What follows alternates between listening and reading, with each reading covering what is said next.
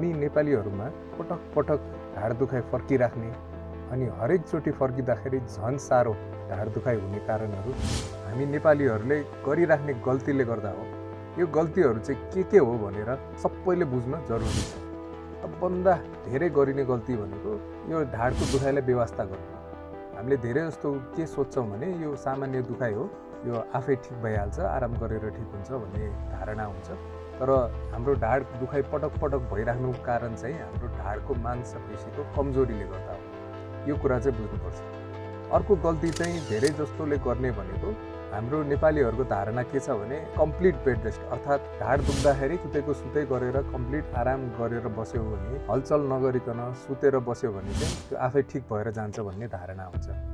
तर यसले गर्दाखेरि के हुन्छ भने 24 घण्टाभन्दा धेरै आराम गर्ने बानी गर्यो भने त्यो मांसपेशीहरू झन् कमजोर भएर जान्छ।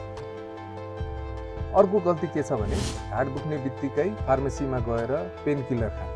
पेन किलर खाएर त्यो समस्याको समाधान चाहिँ हुँदैन। पेन किलर खाँदाखेरि त्यति बेलाको दुखाइ चाहिँ कम हुन सक्छ, तर मेन समस्या के हो त्यसको समाधान हुँदैन।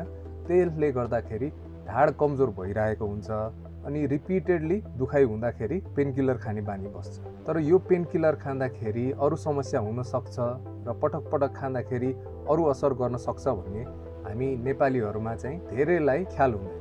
अर्को गल्ती भनेको हाम्रो काम गराइ। धेरै जस्तो काम गराइ नै हाम्रो गल्ती हुन्छ।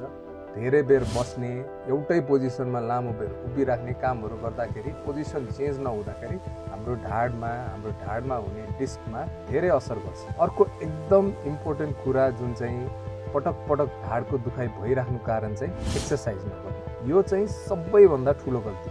कमजोर मांसपेशीले तपाईँको मेरुदण्डलाई सपोर्ट गर्नै सक्दैन। त्यसले गर्दाखेरि तपाईँको ढाडको दुखाइ पटक पटक फर्किरहेको हुन्छ। यसको समाधानको लागि फलो गर्नु।